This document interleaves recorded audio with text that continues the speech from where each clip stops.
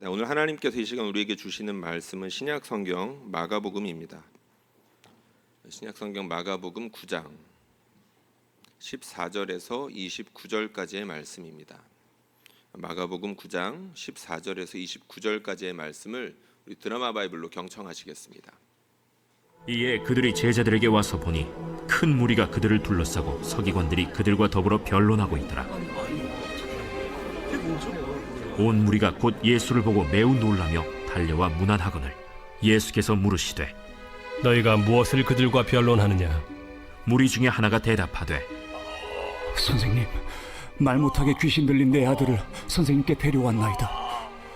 귀신이 어디서든지 그를 잡으면 거꾸러져 거품을 흘리며 이를 갈며 그리고 파리해지는지라. 내가 선생님의 제자들에게 내쫓아달라 하였으나 그들이 능히 하지 못하더이다. 믿음이 없는 세대여, 내가 얼마나 너희와 함께 있으며 얼마나 너희에게 참으리요. 그를 내게로 데려오라. 이에 데리고 오니 귀신이 예수를 보고 곧 그 아이로 심히 경련을 일으키게 하는지라. 그가 땅에 엎드러져 구르며 거품을 흘리더라. 예수께서 그 아버지에게 물으시되 언제부터 이렇게 되었느냐? 어릴 때부터니이다. 귀신이 그를 죽이려고 불과 물에 자주 던졌나이다. 그러나 무엇을 하실 수 있거든 우리를 불쌍히 여기사 도와주옵소서. 할 수 있거든이 무슨 말이냐? 믿는 자에게는 능히 하지 못할 일이 없느니라. 곧 그 아이의 아버지가 소리를 질러 이르되 내가 믿나이다. 나의 믿음 없는 것을 도와주소서. 예수께서 무리가 달려와 모이는 것을 보시고 그 더러운 귀신을 꾸짖어 이르시되 말 못하고 못 듣는 귀신아, 내가 네게 명하노니 그 아이에게서 나오고 다시 들어가지 말라. 귀신이 소리 지르며 아이로 심히 경련을 일으키게 하고 나가니 그 아이가 죽은 것 같이 되어 많은 사람이 말하기를 죽었다 하나 예수께서 그 손을 잡아 일으키시니 이에 일어서니라. 집에 들어가심에 제자들이 조용히 묻자오되 우리는 어찌하여 능히 그 귀신을 쫓아내지 못하였나이까? 기도 외에 다른 것으로는 이런 종류가 나갈 수 없느니라. 아멘. 우리 이 시간 기적 오해 그리고 기도라는 제목으로 우리 하나님의 말씀을 나누도록 하겠습니다. 복음서에 보면 예수님께서는 항상 누군가에게 기적을 행해라라는 압박을 당하셨습니다. 그것을 우리가 볼 수 있는데요. 마귀가 겁도 없이 예수님께 요구하는 장면 기억나시죠? 세 가지 시험을 합니다. 근데 첫 번째 시험을 할 때에 예수님께 단서를 하나 달죠. 네가 만일 하나님의 아들이거든 이라는 이야기를 합니다. 그러니까 네가 만일 하나님의 아들이거든 기적을 행해서 이 돌들로 떡덩이가 되게 기적을 베풀어 봐라 라는 말이겠죠. 예수님은 거기에 응하지 않으셨습니다. 그런데 참 흥미롭게도 이 이야기, 그러니까 네가 만일 하나님의 아들이거든 이라는 말을 예수님께서 십자가에 돌아가시기 전에 사람들이 했던 것을 우리는 알고 있죠. 사람들이 예수님께 그렇게 똑같이 이야기했습니다. 네가 만일 하나님의 아들이거든 십자가에서 내려와 보라, 스스로를 구원해 보라 라고 했습니다. 그러니까 감히 겁 없이 예수님을 향하여서 기적을 행해 보라, 아니면 네가 하나님의 아들임을 증명해 보라라는 것은 하나님으로부터 온 것이 아니라 사단으로부터 온 나쁜 말이고 나쁜 의도라는 것은 우리는 알아야 되겠습니다. 예수님은 거기에 굴하지 않으셨죠. 압박에 굴하지 않으셨습니다. 기적을 한번 행해봐 라고 했을 때 그래 한번 보여주지 라고 한 적이 한 번도 없다는 것입니다. 예수님께서는 오히려 그렇게 자기를 압박하려는 사람들에게 꾸짖으시거나 변론을 이렇게 하기도 하셨었죠. 대표적인 장면이 요한복음에 나옵니다. 예수님께서 오병이어의 기적을 일으키시고 난 이후에 사람들이 예수님을 쫓아다니죠. 예수님이 잠깐 피했을 때 그 사람들이 예수님 어디 있나 그렇게 우르르 몰려다니면서 찾아다녔습니다. 그런데 우연히 만나게 되죠. 그러자 예수님께 우리가 예수님을 찾았습니다. 그러자 예수님께서 의외의 말씀을 해주십니다. 너희가 나를 찾은 이유는 떡을 먹고 배부른 까닭이 아니냐. 그들의 중심을 너무나도 잘 알고 계셨습니다. 그 사람들이 예수님에게 기적을 베풀어 보라, 네가 하나님의 아들이거든 이런 일이라도 해보라라고 했던 거는 정말로 필요를 얻기 위해서라기보다는 예수님을 한번 떠보는 것이었고, 만약에 한번 예수님께서 거기에 응해 주신다면 자기들의 유익을 취할 수도 있는 것이고, 순전히 그런 마음에서 예수님을 시험해 보려는 사람들이 많았다는 것입니다. 그래서 예수님은 이런 나쁜 사람들의 마음, 그리고 사단이 예수님을 공격해서 넘어뜨리려고 하는 것들을 너무나도 잘 아셨기 때문에 기적을 조심스럽게 행하셨습니다.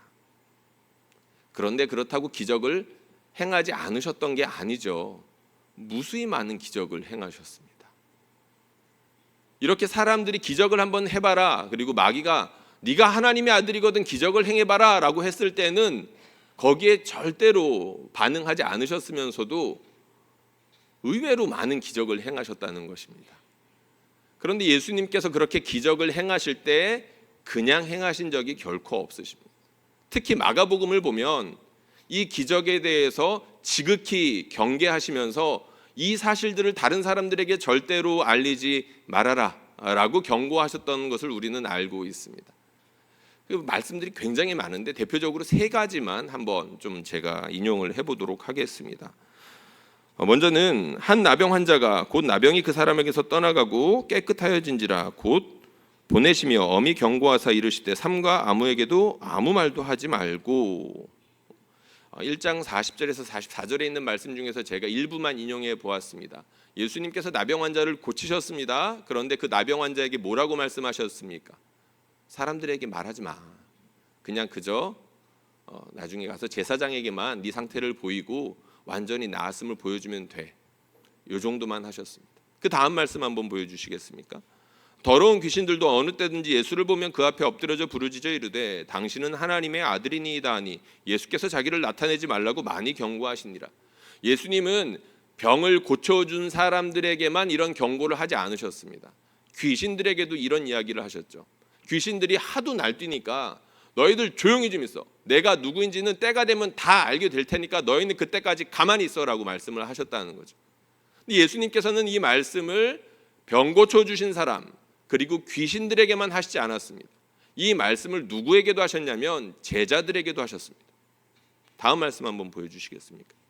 요 말씀을 제가 한번 또 읽어보겠습니다. 또 물으시되 너희는 나를 누구라 하느냐? 베드로가 대답하여 이르되 주는 그리스도시니이다 하매 이에 자기의 일을 아무에게도 말하지 말라 경고하시고. 이쯤 되면 복음서 저자 마가가 의도를 가지고 이렇게 쓰고 있구나, 아니면 예수님께서 분명 이렇게 말씀하셨다면 분명한 의도를 가지고 이렇게 말씀하고 계시는 거구나라는 것을 우리는 생각해야 됩니다. 이거 말고도 다른 많은 말씀들이 예수님께서 기적을 베푸실 때마다 경계하시고 무슨 큰일들이 나타날 때마다 너희는 함부로 나에 대해서 말하지 말라라고 말씀하셨다는 것을 확인할 수가 있습니다. 당연히 질문해봐야 되겠죠. 예수님은 왜 그렇게 경계하셨을까요? 여기에 대해서 굉장히 쉽고 단순하게 이렇게 정리를 해놓은 글귀가 있어서 제가 한번 가지고 와봤습니다. 이 이야기를 한번 같이 읽어보면 좋겠는데요. 같이 읽어보겠습니다. 시작.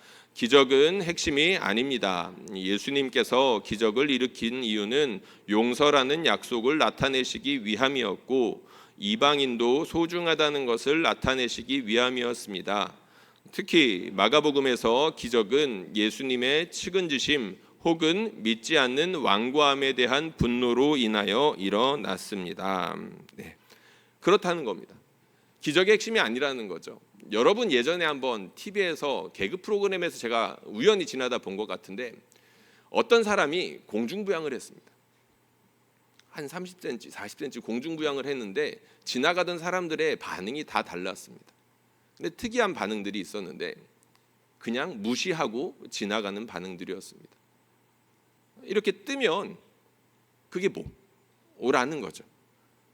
그런데 마가복음에서 기적을 다루는 것, 마치 예수님께서 기적을 다루는 것이 그와 닮은 점이 있다는 것입니다. 기적이 핵심이 아니라는 거죠. 기적을 통해서 예수님께서 정말 보여주시고자 하는 것이 있었다는 것입니다. 그것이 무엇이라고 했습니까? 하나님의 용서라는 것이고 그동안 무리 안에 끼지도 못했던 이방인들, 여자들, 그리고 나병 환자와 같은 그런 환자들도 역시 하나님의 사랑하는 대상이다, 하나님께서 존귀하게 여기는 대상이다라는 것을 나타내시기 위하여 일부러 기적을 베푸셨다는 것입니다. 예수님께서는 그렇게 특별한 경우에 사람들이 몰라도 너무 몰라서 꼭 알려야 할 필요가 있을 때에만 기적을 베풀어 주셨다는 것이죠. 오늘 본문에 보면 굉장히 당혹스러운 장면이 나옵니다. 자녀가 귀신에 들려서 마치 간질에 걸린 것과 같은 그런 증상을 보이는 일들이 나타났죠. 아이는 그런 상황에 있는데 제자들은 그 귀신을 내쫓지 못하고 있었습니다. 오히려 주변에 있던 서기관들과 말다툼을 하고 있었죠.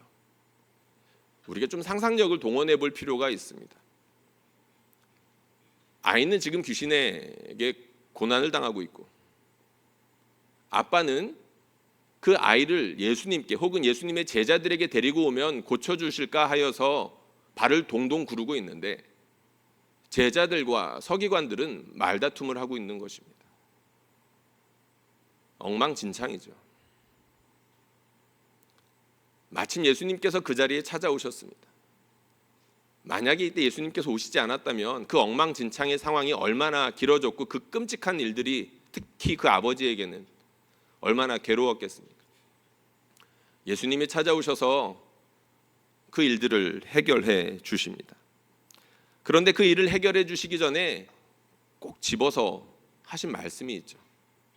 물론 아버지에게 한 말씀도 있는데 여기서 제자들에게 하셨던 말씀을 제가 한번 또 언급하려고 합니다.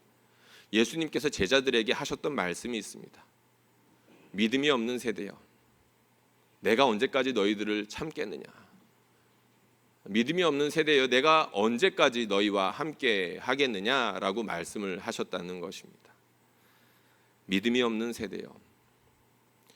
여러분들, 우리가 성경을 묵상하다 보면 찔리는 말들이 있죠. 유독 날카롭게 나를 찌르는 말씀들이 있습니다. 이 말씀이 저에게 그렇게 다가왔습니다. 그리고 아마 여러분들 중에 적지 않은 분들에게도 이 말씀이 아프게 다가올지도 모르겠습니다. 마가복음을 보면 이런 말씀들이 한두 번 있는 게 아닙니다. 여러 번 나옵니다. 믿음이 없는 세대여, 너희에게 도무지 왜 이렇게 믿음이 없느냐, 너희는 왜 이렇게 두려워하기만 하느냐, 두려워하지 말아라라는 예수님의 꾸짖음이 유독 많이 나타난다는 거죠. 마가복음에 그렇다는 겁니다. 기적에 대해서 경계하는 것도 그렇고 제자들을 꾸짖으시는 것도 그렇고 유독 마가복음에 많이 등장한다는 거죠. 그러면 마가복음에는 왜 이런 이야기들이 집중해서 나와 있을까요? 저자가 누구인지를 생각해 볼 필요가 있습니다. 저자는 마가, 요한이라고 불렸던 마가입니다. 그리고 마가는 이것을 직접 보고 썼던 것이 아니라 베드로를 통해서 마가복음을 썼을 것이다라고 많은 학자들이 추정하고 있죠. 마가와 베드로 공통점이 있습니다. 어떤 공통점이 있나요? 그 둘은 큰 실패를 경험했던 사람들이라는 겁니다. 베드로는 예수님께 사탄이라는 소리까지 들었었습니다. 예수님을 모른다라고 3번이나 부인했던 사람이었었습니다. 그래서 베드로가 평생에 닭이 울 때마다 그렇게 울었다라는 전설이 지금까지 들려올 정도입니다. 마가는 어떻습니까? 마가는 사도행전 15장에 보면 잠깐 그 이야기가 나오죠. 바울과 바나바가 갈라진 사건이 있었습니다. 그것도 심히 크게 다투면서 갈라진 적이 있었는데 그때 이유가 마가 때문이었었습니다. 바울이 그 이유에 대해서 말해주죠. 마가라는 사람은 우리가 함께 선교 여행을 갔을 때 자기 유익을 쫓아서 우리를 버리고 갔던 사람이다. 이런 사람을 우리가 또 데리고 가는 것이 옳지 않다라고 주장했던 게 바울이었었습니다. 그러니까 마가는 바울이 보기에 혹은 다른 사람들이 보기에도 큰 실수를 저질렀던 것입니다. 그래서 다음번 선교 여행에 같이 데리고 가기 어려울 정도로, 그렇게 느껴질 정도로 크게 실수를 했다라는 경험이 있다는 거죠. 마가도 베드로도 그런 경험들이 있다 보니까 마가복음에는 유독 실패한 제자들의 모습들이 많이 등장하는 것입니다. 그런데 마가가 자기의 아버지와 같은 베드로를 그렇게 창피한 모습을 드러내면서까지 마가복음의 제자들과 베드로의 그 치부들을 드러낸 이유가 있겠죠. 교회는, 그러니까 이 복음서를 읽는 교회들만큼은 우리들 같지 않았으면 좋겠다라는 것 아니겠습니까? 우리처럼 또 실패하지 않았으면 좋겠고, 만약에 또 실패했다라고 한다면 우리 하나님의 은혜를 힘입어 다시금 회복했으면 좋겠다라는 차원에서 이 복음서를 썼다는 것입니다. 그러다 보니까 이 마가복음서를 읽다 보면 기적에 대한 경계, 그리고 제자들에 대한 책망만 나와 있는 것이 아니라 믿음이 어떤 것인지, 우리 주님께서 그토록 요구하시고 중요하게 생각하시는 믿음이 어떤 것인지에 대해서 자세하게 알 수가 있습니다. 오늘 본문이 그렇습니다. 맥락을 잘 살피면서 읽다 보면 믿음이 무엇인지를 의미하는지를 잘 알 수가 있습니다. 여러분, 오늘 맥락에서 예수님께서 너희는 믿음이 없는 세대다라고 이렇게 책망하셨다라고 했는데, 오늘 본문에서 믿음은 도대체 무엇을 뜻하는 것일까요? 실제로 성경을 읽다 보면 믿음이 다양한 의미로 쓰이고 있다는 것을 알 수가 있는데, 오늘 맥락에서도 의미가 있습니다. 이 믿음이 무엇일까? 사실 제가 여러분들에게 중요한 힌트를 하나 드렸습니다. 그것이 무엇이냐면, 사람들이 예수님을 이용하려고 했다는 점입니다. 네가 만일 하나님의 아들이거든 기적을 한번 행해보라고 압박을 넣었다는 것이죠. 그런데 사실 그렇게 예수님을 압박하고 이용하려고 했던 것은 사람들뿐만이 아니었습니다. 제자들도 그랬죠. 이 점이 뼈아픈 점입니다. 제자들이 예수님과 그토록 오랫동안 다녔으면서도 불구하고 예수님과 인격적인 관계를 맺지 않으려고 했다는 점이 충격적이라는 것이죠. 예수님이 그토록 믿음을 요구하셨던 건 무엇을 의미하는 것일까요? 관계를 요구하는 거였겠죠. 사랑하는 관계, 신뢰의 관계, 함께 일하고자 하는 동역자의 관계, 아버지와 아들의 관계, 남편과 아내의 관계. 믿음을 요구하셨던 것은 친밀한 관계를 요구하셨던 것이고 하나님을 향한 신뢰를 요구하셨던 겁니다. 그런데 그토록 예수님과 함께 다녔던 제자들은 예수님과 관계를 쌓기는커녕 예수님을 이용하려고 했던 것입니다. 여러분, 누군가에게 이용당한다는 건 참 기분이 나쁜 일입니다. 우리 자녀가 만약에 아버지에게, 엄마에게 끊임없이 무엇인가를 요구만 한다라고 한번 생각해 보십시오. 다오다오 한다라고 하죠.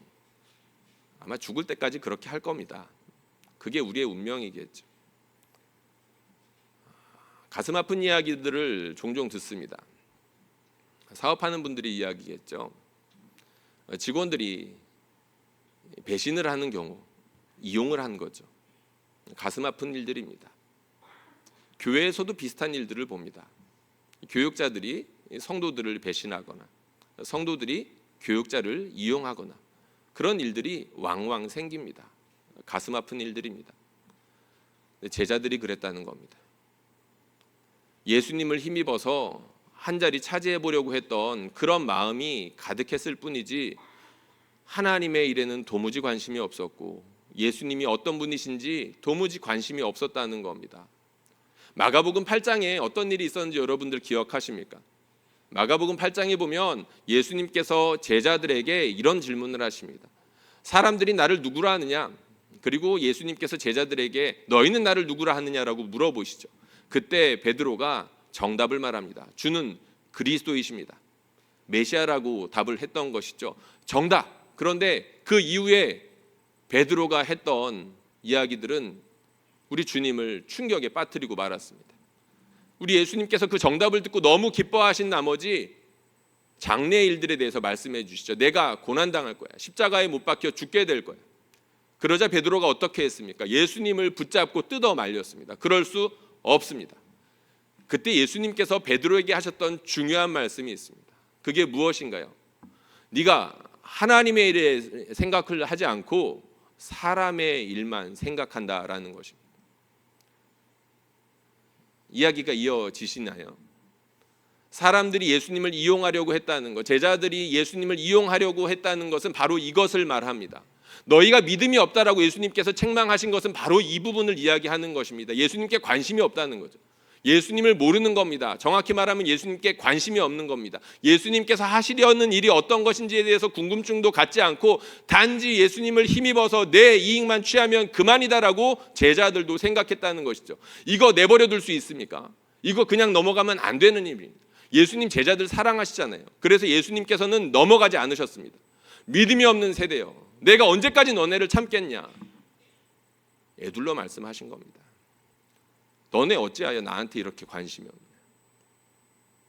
너희는 어찌하여 내가 하는 일에 참여하려고 하지 않니? 너희는 어찌하여 하나님께 관심이 없니? 라고 말씀을 하셨다는 것이죠. 이 점을 염두에 둔다면 오늘 본문에서 믿음이 없다는 말이 하나님께 관심이 없다는 것, 예수님께 하시려는 일에 관심이 없다는 것임을 우리는 확인할 수 있습니다. 그리고 좀 더 정확하게 말하자면 예수님께서는 오늘 본문에서 분명 귀신 들린 아이를 불쌍히 여기셨죠. 그리고 귀신 들린 아이를 위해서 기도하러 나온 아버지를 불쌍히 여기셨습니다. 믿음이 없다라는 말은 이 맥락에서 제자들이 아이에게 관심이 없었다는 것이고 아이 때문에 가슴 아파하는 아버지에게 관심이 없었다는 것입니다.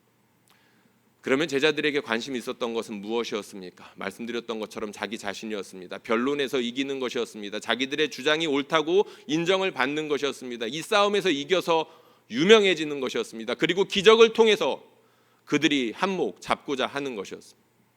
예수님이 그거 뻔히 다 아셨다는 것이죠. 그 가운데에서 귀신 들려 고통받고 있는 아이, 그리고 그 아이 때문에 발을 동동 구르고 있을 아버지, 생각하면 생각할수록 참 가슴 아픈 일입니다.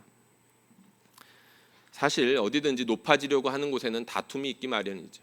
싸우기 마련입니다. 어느 조직이나 마찬가지입니다. 둘 이상이 모인 곳에는 서로가 서로를 섬기려고 하지 않는 이상 다툼이 날 수밖에 없습니다. 지금 이 현장이 그랬다는 거죠. 서로가 자기밖에 모르고 자기 스스로 높아지려고 하는 사람들끼리 뭉친 겁니다. 그런데 역설적으로도 그 모여서 싸웠던 사람들이 말씀에 가장 박식하다는 서기관들이었고 예수님과 몇 년 동안이나 붙어 있었던 제자들이었다는 것이 역설적인 것이죠. 이 장면을 보면서 저는 자연스럽게 우리 시대의 아이들을 생각하지 않을 수가 없었습니다. 그리고 자연스럽게 우리 성도들의 자녀들을 생각하지 않을 수가 없었습니다.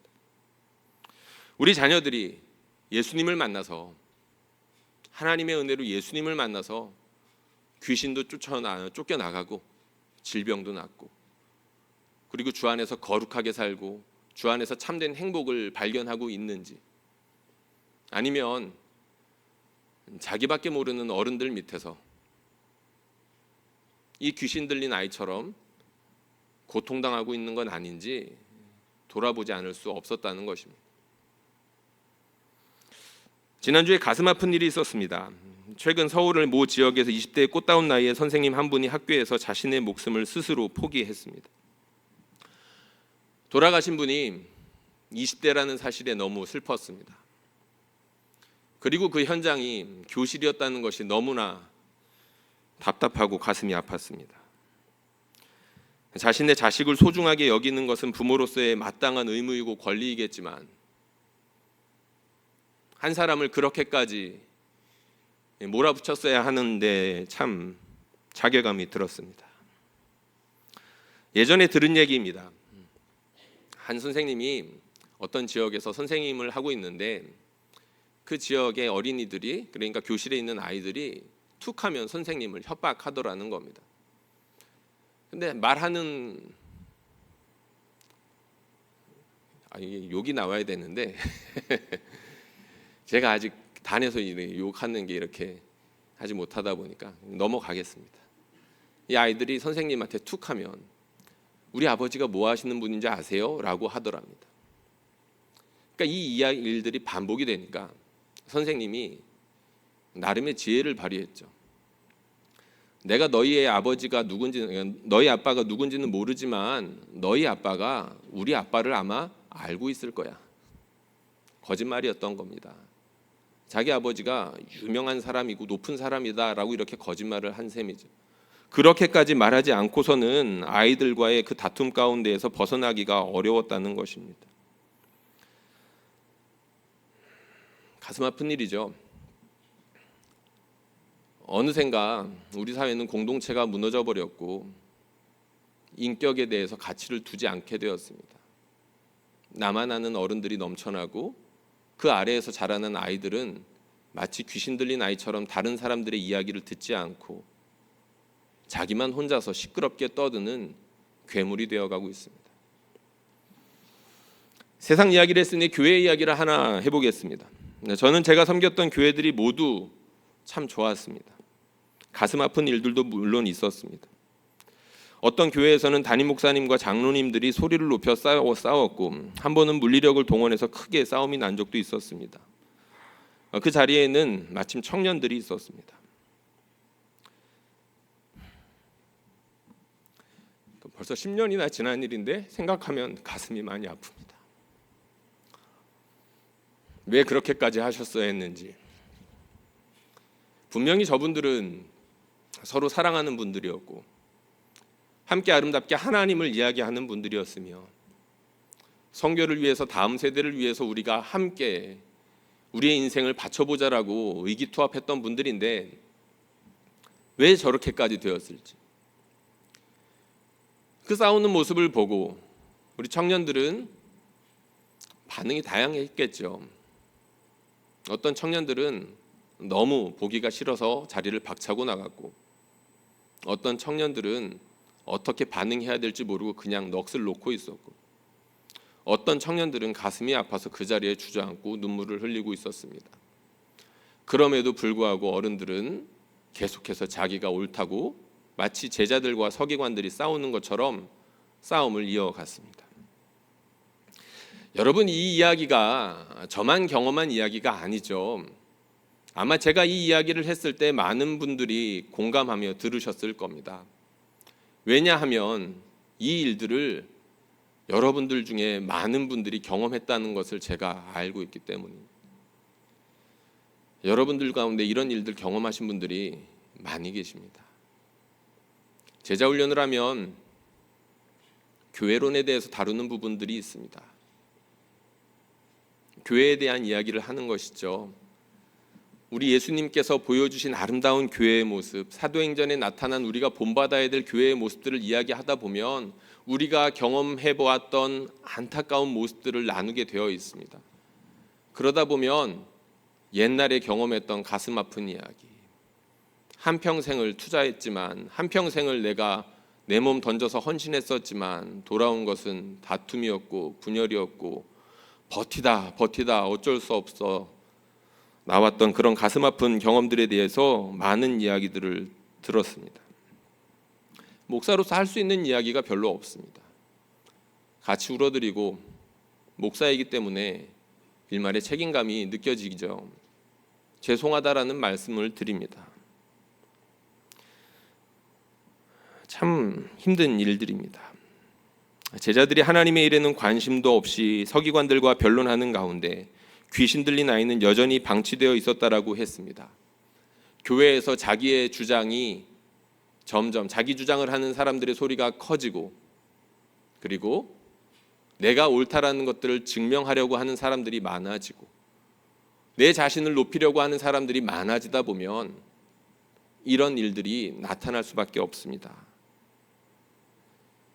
그런데 놀랍게도 오늘 말씀에는 이런 엉망진창의 모습만 있는 것이 아니라 이런 어지러운 세상을 수습해 주시는 하나님이 계십니다. 이 땅의 어둠과 혼돈이 자욱했을 때 성령께서 그 위를 운행하셨다라는 말씀이 있죠. 우리 주님께서 이 자리에서 바로 그 역할을 하십니다. 성령을 힘입으시며 이 엉망진창의 상황을 진압하시고 질서 있게 만드시며 아름답게 회복시키십니다. 귀신 들렸던 아이의 아버지에게 찾아가셔서 이것저것을 물으시고 믿음을 요구하십니다. 그러자 이 아버지가 나의 믿음 없음을 불쌍히 여겨 주십시오. 여러분, 이게 믿음입니다. 그 기도를 들으시고 예수님께서는 바로 그토록 경계하셨던 기적을 행하여 주시죠. 왜 그러셨겠습니까? 이 아이가 불쌍해서, 이 아버지가 불쌍해서. 그런데 놀랍게도 예수님께서는 이 아버지에게만 은혜를 베푸셨던 것이 아니라 제자들에게도 중요한 힌트를 던져주십니다. 너네 기도해야 돼. 여러분, 이 본문을 보면서 아버지가 간절하게 예수님께 기도했던 모습을 보면 제자들 역시 이렇게 기도하라고 예수님께서 부르고 계신다는 것들을 우리는 눈치채야 합니다. 제자들은 끊임없이 자기의 욕심에 매몰되어서 하나님의 일에는 관심이 없고 아버지의 마음에 공감할 생각조차 못하며 이 아이를 내가 왜 고쳐야 돼라는 생각 전혀 없죠. 자기만 높아지려는 생각뿐인데 예수님께서 요구하셨던 것은 바로 이것입니다. 아이를 불쌍히 여겨라. 아버지의 마음에 공감해라. 그래도 안 되면 간절하게 너의 믿음 없음으로 인하여서 하나님께 울며 부르짖어라. 그리하면 예수님께서 뭐라고 약속해 주셨습니까? 기도 외에는 이런 종류가 나갈 수 없다. 기도 외에는 이렇게 강력한 귀신이 나갈 수 없다라는 뜻 무엇일까요? 너네 기도하면 이렇게 강력한 귀신이라도 떠나가. 예수님께서 약속해 주신 것이죠. 7월 9일부터 15일까지 한 주간 태국 단기 선교에 다녀왔습니다. 지난주에 그리고 이번 주까지 많은 성도님들이 저한테 인사를 주셨습니다. 한번 세보려고 하다가 너무 많아서 좀 포기했는데 한 150명쯤까지 세다가 말았던 것 같습니다. 많은 분들이 잘 다녀왔냐고, 잘 다녀오셨냐라고 인사해 주셨습니다. 감사합니다. 좋았습니다. 다 좋았습니다. 모든 곳이 천국 같았고 특히 때묻지 않는 아이들의 모습, 천국에 가면 이 아이들이 있겠거니라는 생각이 들었습니다. 그런데 제일 좋았던 시간은 우리 성도님들과 함께 모든 사역을 마치고 숙소로 돌아오는 그 4시간의 길이었습니다. 그 4시간의 길 동안 3시간 반 좀 넘었을까요? 그 3시간 반 동안 20여 명의 우리 성도님들이 한 사람도 빠지지 않고 간증을 해주셨습니다. 한 10분 조금 넘겠죠? 근데 어떤 분은 20분도 하고 어떤 분들은 짧게 1, 2분만 하고 이제 그렇게 했었습니다. 이야기들을 듣다 보니까 재밌는 이야기도 많았고 감동적인 이야기도 많았고 눈물 없이 듣기 힘든 그렇게 은혜로운 이야기들도 많았습니다. 어떤 분은 아내와 싸우고 홧김에 나왔다는 분도 있었고 어떤 분은 수십 년 동안 단기 선교 한번 꼭 가보고 싶었는데 60이 넘어서야 비로소 왔다라는 분들도 있었습니다. 어떤 분은 받은 은혜가 너무 커가지고 정말로 적지 않은 돈을 헌금하신 분들도 있었고 어떤 분은 내가 건강하게 이곳에 올 수 있었다라는 이유 하나만으로도 이곳에 감사하다며 헌금하신 분들이 있었습니다. 그렇게 간증 시간을 이렇게 듣는데 우리 하나님께서는 은혜를 그냥 주시는 분이 아니시죠. 차고 흐르고 넘치게 주시는 분이십니다. 우리 하나님은 은혜를 주시는데 이렇게 넘치도록 주시는 분이시구나라는 것을 온몸으로 느낄 수 있는 시간이었습니다. 목회자로서 너무 행복했습니다. 어제 또 특별한 이야기를 하나 들었습니다. 단기 선교 후기 모임을 갔는데 그 간증 시간에 대한 이야기가 다시 한번 나왔습니다. 그 시간이 참 좋았죠. 이 이야기가 나오는데 함께 참여했던 가장 어린 친구가 그 3시간 반 동안 졸지도 않고 집중해서 들었다는 이야기를 들었습니다. 그리고 그 이야기가 끝나갈 때쯤 아빠한테 이렇게 이야기를 했다고 하더군요. 아빠, 이 이야기를 듣는데 눈물이 나요. 성령이 역사하신 것입니다. 30명의 제자들이 단기 선교 가기 위해서 수개월 동안 마음을 먹고 한 달이 넘게 모여서 기도를 하고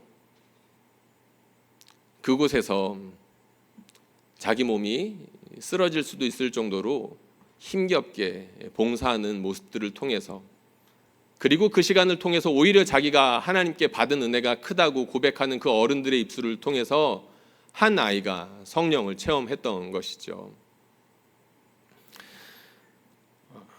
사랑하는 성도님들, 단기 선교를 다녀오면서 많이 행복했는데 한국에 돌아와서 또 가슴이 많이 아팠습니다.